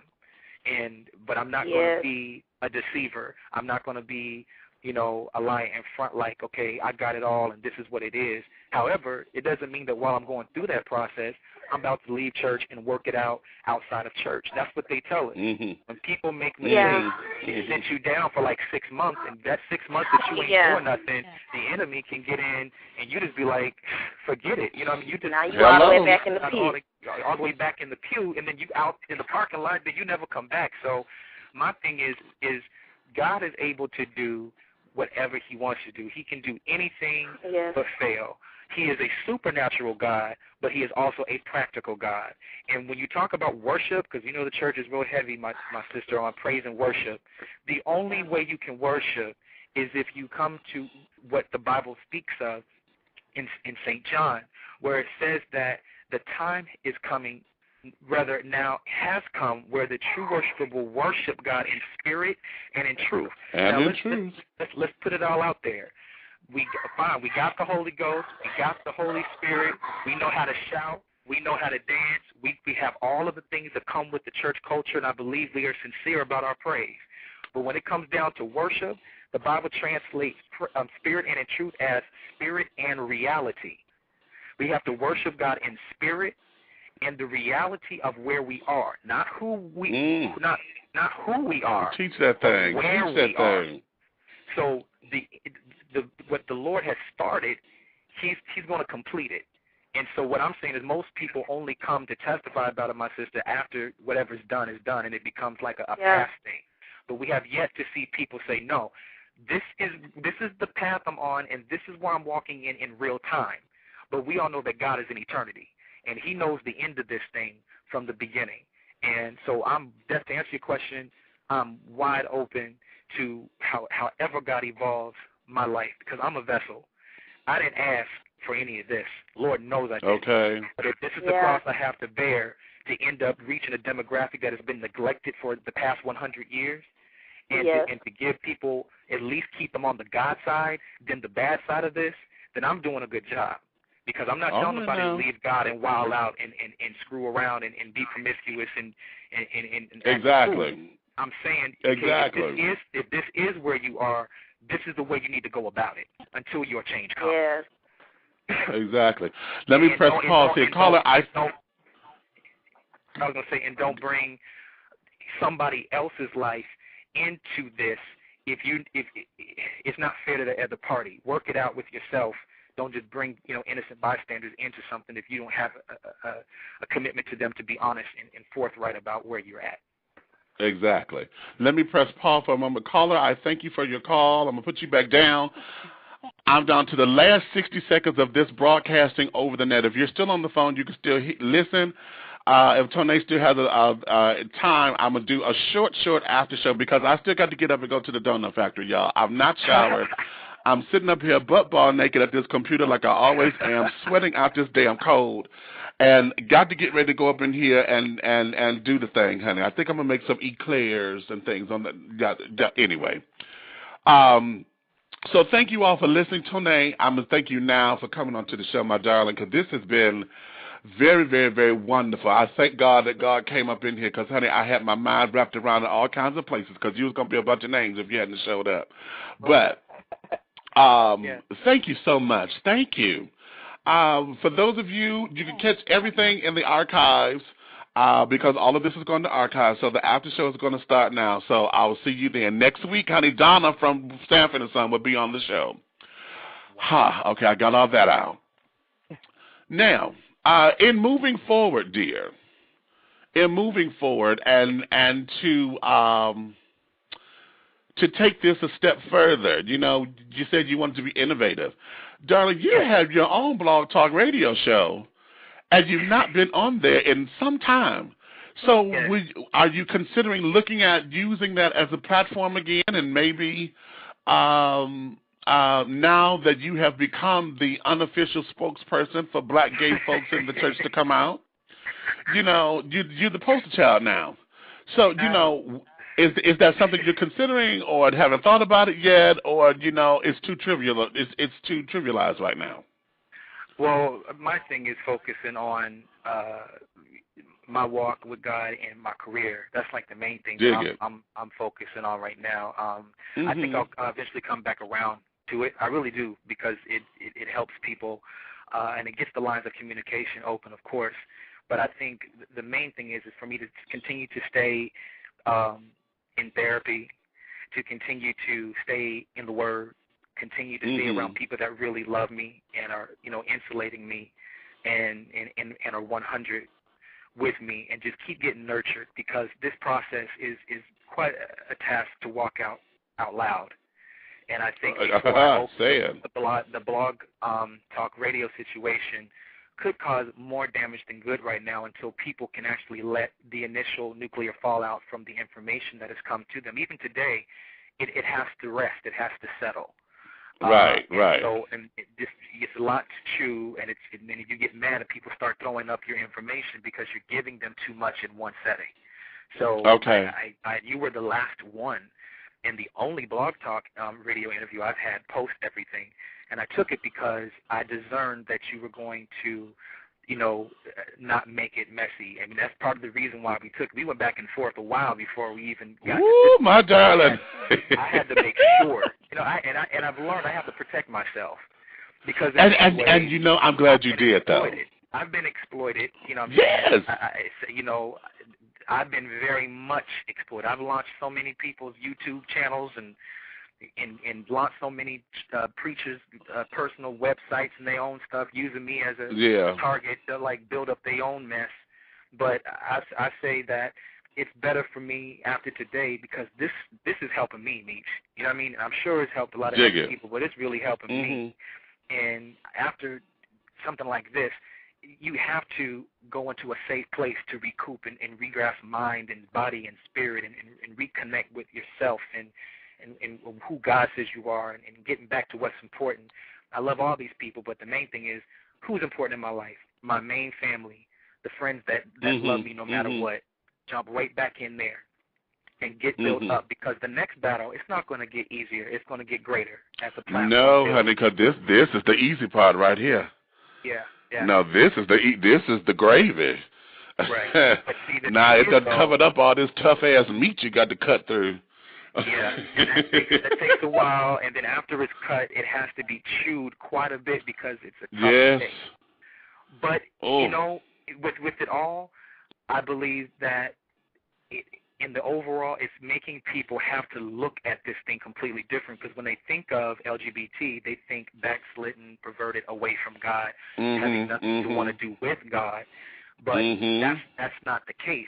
There are many of us that love the Lord, that fear His commands, that are not afraid of Him, but revere and like boundaries, have rules and morals about themselves that are blind. Okay, now say that. You know what I'm saying? So don't put us all in the bookstore. Don't put us all in the park.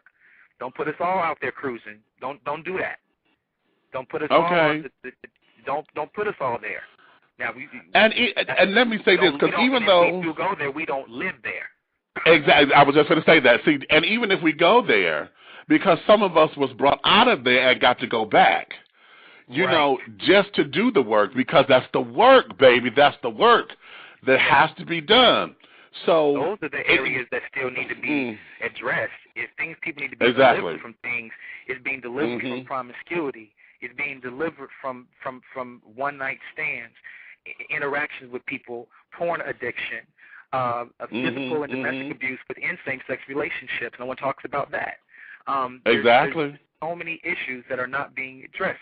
The STDs that are being passed aside from HIV. All of those issues, they're not just a gay thing. It's really a black thing because we're the ones at the top of the charts on both sides. Did you go there and say it's a black thing that you just don't understand?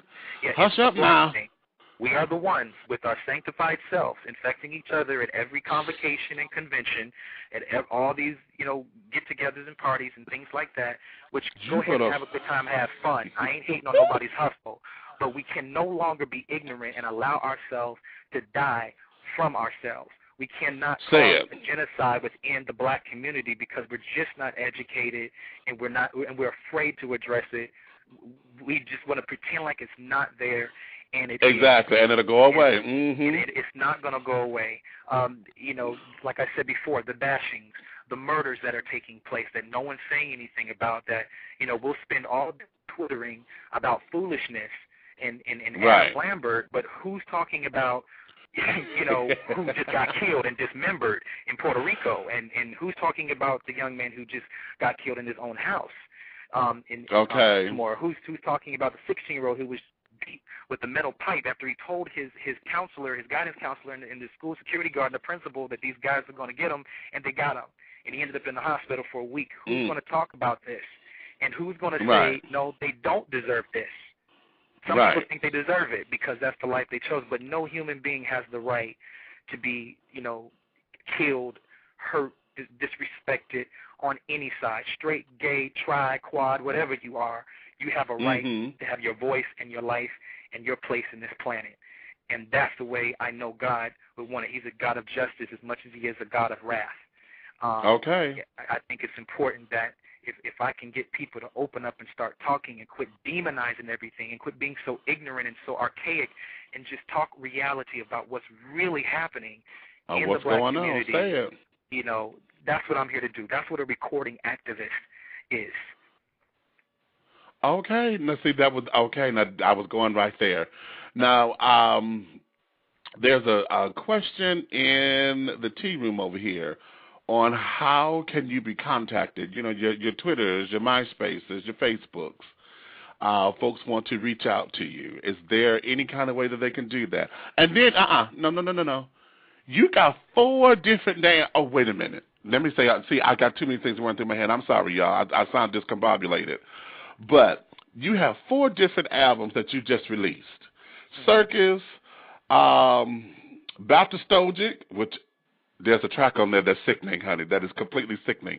A year ago, it's my favorite. That just stuck out to me. And then, wait a minute, give me the other 2. Tone? Trying to think. I just had a brain fart. Baptistogic, Circus, Personal Jesus remixes, and the Part 92106 U.S. version. The Japanese version was on there, but on iTunes, but not the U.S. version, which is really dope. So I wasn't trying to, be extravagant. There was something that people kept requesting, and I said because they've been waiting so long, I decided to release them all at the same time. Okay, that there was cute, but you know what? I got a bone to pick with you. Did you get you should have got my tweet. Because I raced out and I bought, because I don't like doing downloads, but I bought it from Amazon. Uh-huh. Okay, because I like to read the liner notes and carry it on. But the Amazon version of the Naked Truth album is different from the version you have on your website.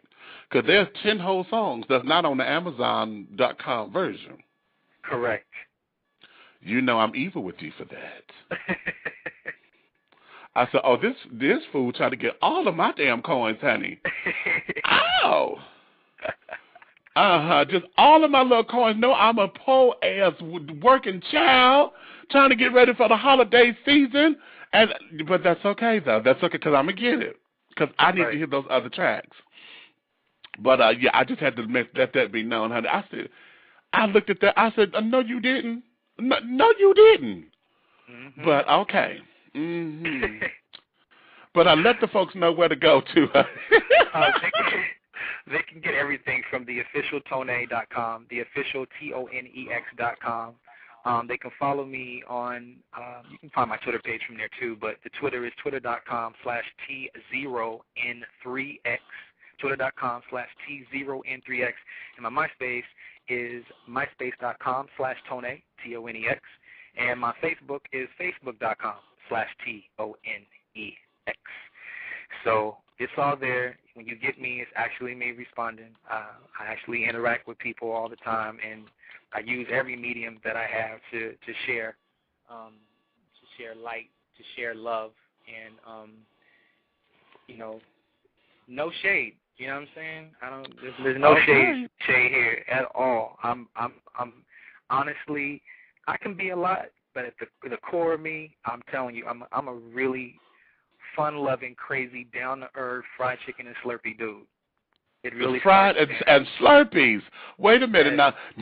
Let's talk about this funniness, honey, because see, y'all got to go check out his YouTube page, because damn it, I am fucking floored with you, boy.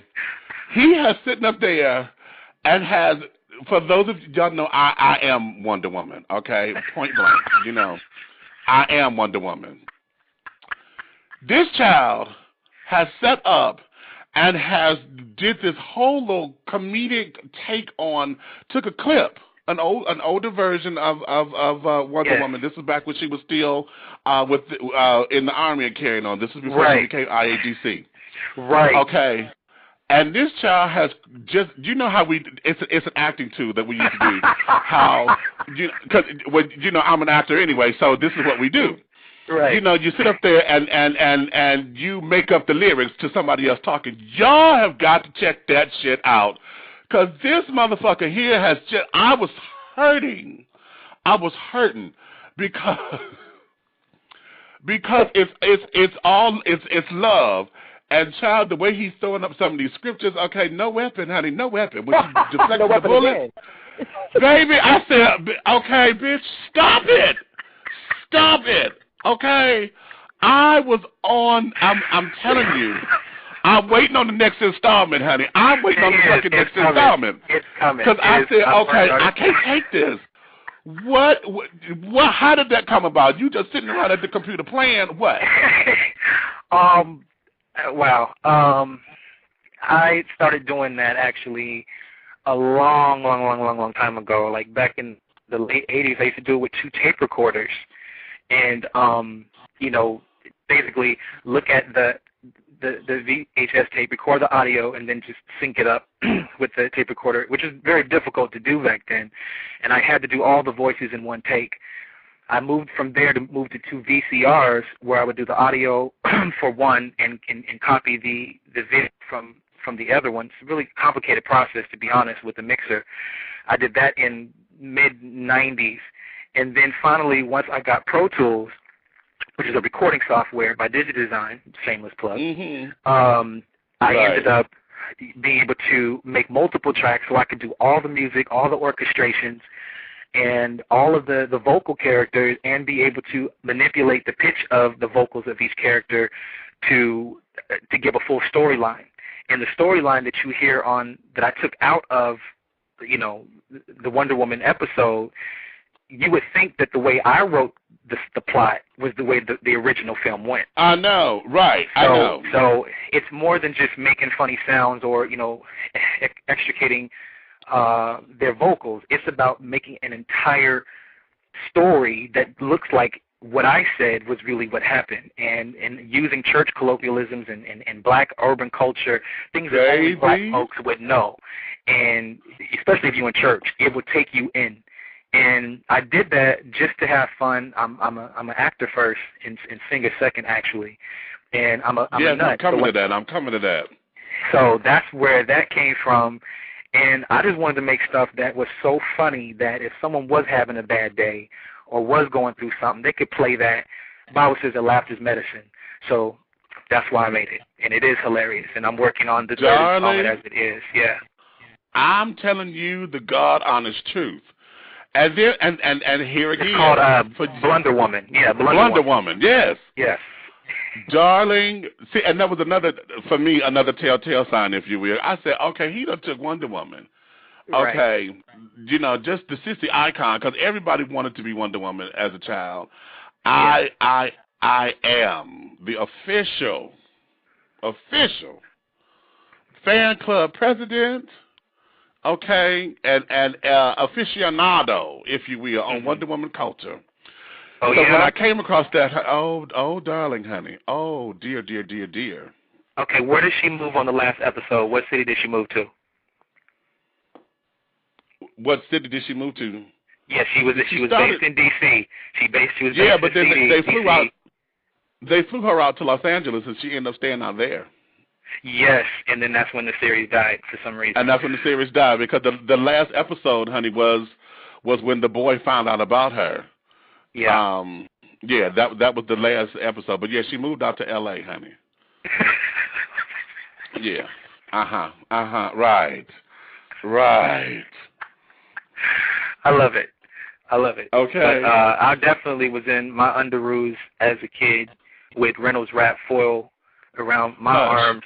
And I was Wonder Nigga. Please no. Yes, I was. No, yes, darling. My mother. My big wheel. Wait. Yeah.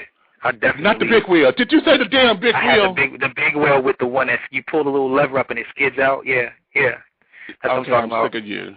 What you know about that? Okay.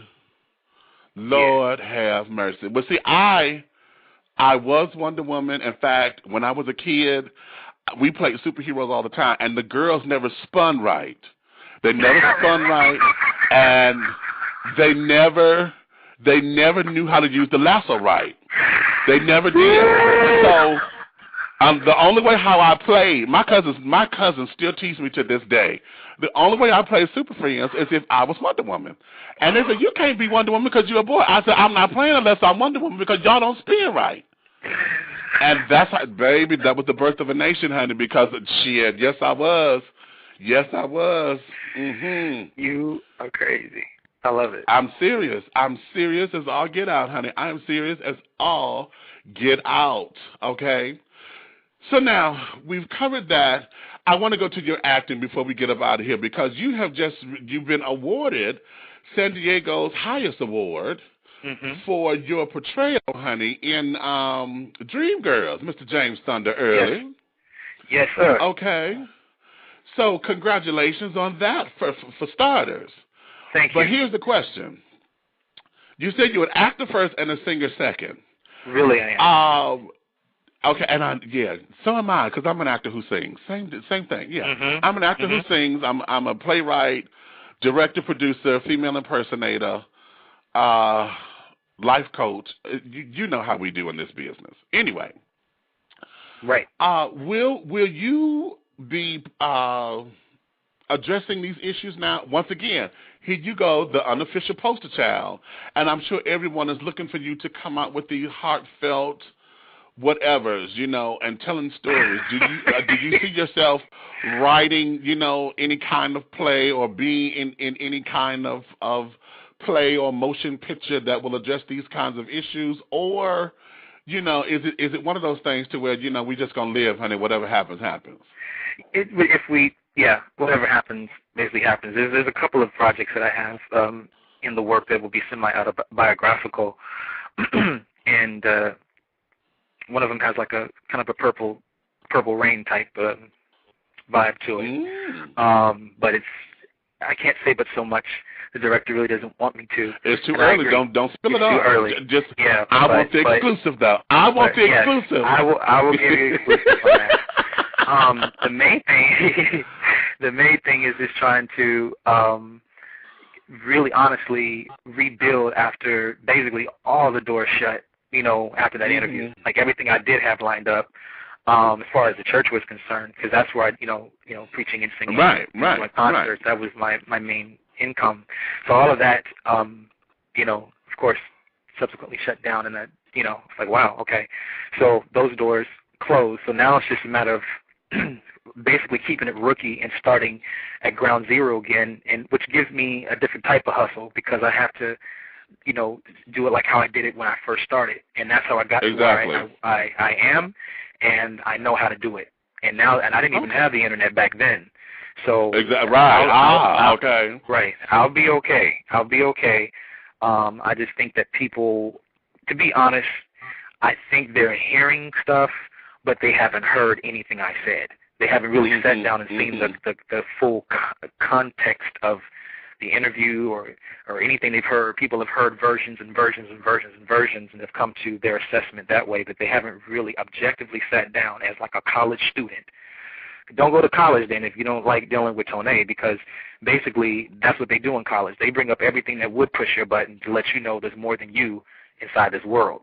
And you have to be open. You have to open up your mind to every walk of life if you're going to function in society, particularly in Western civilization. So that's basically all I'm doing. I'm not trying to take no one to school, but I am trying to expand the capacity of how they receive things and understand things, and then hopefully, through my writing, that's what I'm doing more of. My book. I'm working on my book that'll be out next year, and so all right, that's going on the book club, children. Yeah, because there's so much to say now, and there's so much I've been writing for a while. Like I said, I had to earn whatever album it is, or whatever single it is, or whatever book it is, or whatever movie it is, or whatever role it is. I have to earn it by living it out first, and then that's how you feel it authentically when I do my work. Exactly. Okay, can we look forward to you working with Miss Patty or Miss Stephanie Mills, honey, in the near future? Absolutely. Sometime? Please say yes. Yes. Well, Patty and I spoke briefly at one of the award shows, and she she covered Make Me Over on her tour. And so she still does it from time to time.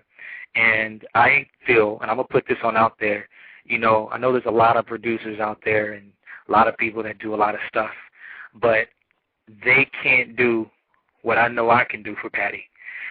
I know how to write for a Maserati. She's a Maserati. Okay, right. So that's going to happen. And when we finally do work together, there's another artist I'm working with. I can't really mention her. I'll say her. But a lot of them, because everyone has kind of moved on from raw talent, moved on to the assembly line talent that can't hold one note. I like to work with the underdogs, the ones that are so mad talented, but people just never really, this generation, never really grasp on to their genius and how powerful they are. So please know, when I get with Patty, I'm going to wear it out. It's going to be so hot. I'm telling you. I know it. I know how to write for her. I know how to produce. I know. Darling, I know. Oh, that's why I got to put Stephanie in that damn boat, because that's her daughter. Oh, yeah. Absolutely. Yeah, she's coming on the show, y'all. Absolutely. Oh, Stephanie's coming on the show. You let Stephanie know as well.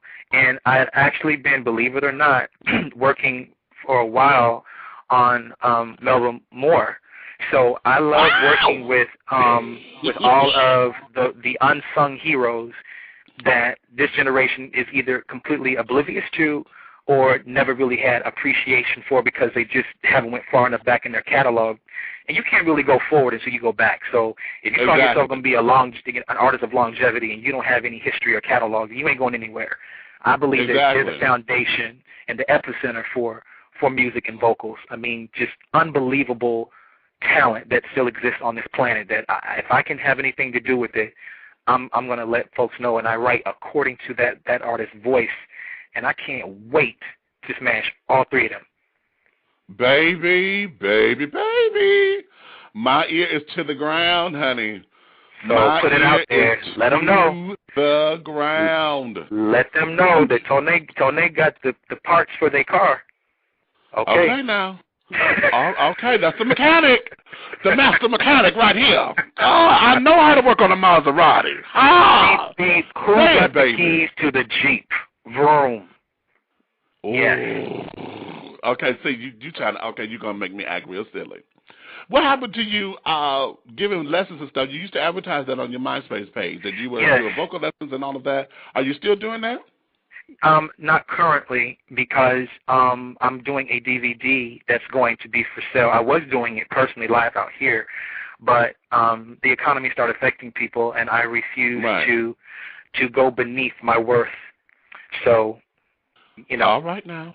I have shut to, it down. If you don't know what you're worth, then they won't. So I had to shut it down. Okay. We'll get back with I am working on a DVD that will be available for purchase, but the same, exercise and techniques.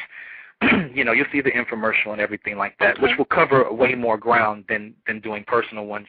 I was actually, as late as last month, doing it on Ustream. But people weren't leaving tips. They're supposed to leave tips when they watch the show, and they weren't leaving any tips. So I had to, like I said, I have to make sure that I protect, my brand and my worth. I can no longer do stuff just to do it. And I understand the economy. Yeah. Well, so if people want it, they know where to get it. All right. My final question, being messy, because I know if they will kill me if I don't ask this, and you can choose not to answer it because it's one of the messy questions. Okay. Are you single? What kind of man you like? All that kind of stuff. You know how the kids get. You know how the kids get. So I am currently dating myself, and I'm not being Oprah-ish. I'm just being honest. It is. I'm serious. When I tell you after all of this, it really makes you go within. So right now, I'm finding out what I want, like, and don't like. But earlier in the show, I described who I am. So I would love someone to be a reflection of me. So I'll say that. They have to. I'm a think piece. So if they don't think, then put it like this. I made a little Twitter statement. I said, brains over brain any day. So I'm just not. I'm not that dude. I'm really not, because I get too bored too quickly. So it has to be. So until I find that, I'm just finding out getting to know me, because honestly, I've always been with someone long term. I've never really had a chance to date me. Right. Because I've always been in long-term relationships. So this is the first time that if you can't deal with your solitude, there's no way you can really deal with another relationship until you can be comfortable by yourself, and that's really what I'm on right now. I dig that. I'm on this quest now on my Facebook page. I do this a lot, and that is I'm learning how to love me so I can teach others how to. And and it all starts, you know, a lot of the songs that we hear and we save it for our boos and carrying on the songs. You know, I put songs up and I tell folks, take that same song and look in the mirror and sing the lyrics to you or talk the lyrics. Exactly. You know what I'm saying? And so, yeah, I understand that completely, honey. You know, you're in a space where, you know, let me take some time, let me get me together so that when I'm back on the scene, honey, when I step on the scene, okay, you will know that I'm on the scene. And then the light will glow, honey, because just not anybody will walk up to me, honey, acting all foolish and crazy and ridiculous. Yes, you know? That's why, you know, Whitney said, you know, the greatest love of all is easy to conceive.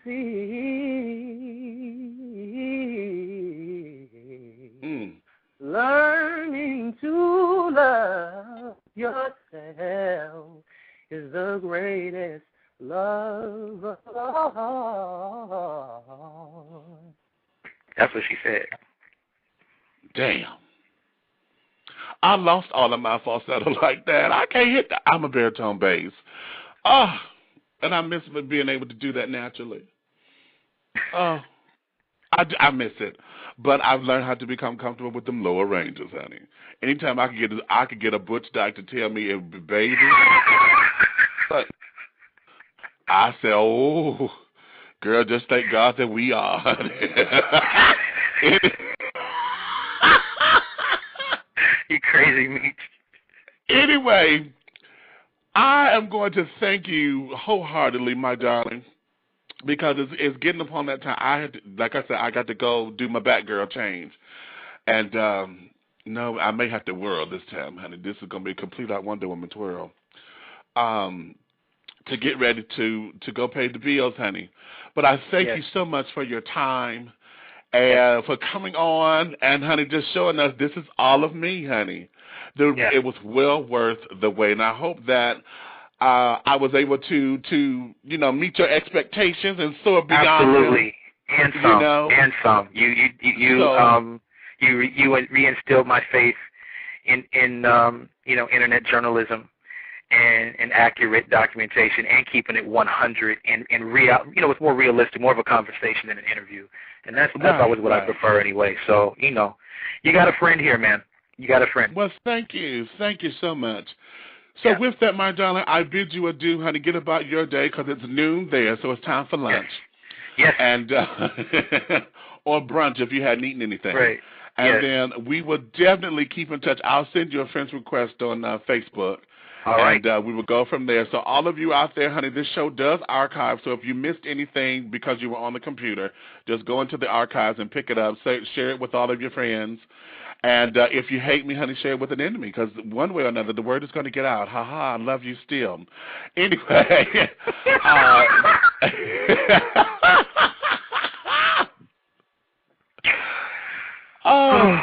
So thank you so much, my baby. Keep in touch with me. You have all of my contact information. Yes. And we will go from there. Like I said, next week, my darlings, Lynn Hamilton. You best know her as Donna from Sanford & Son. Honey, she's going to grace us next week as a pioneer and a trailblazer in African-American theater. We're going to talk with her and get some inside information, honey, on her career. Did she really like Fred?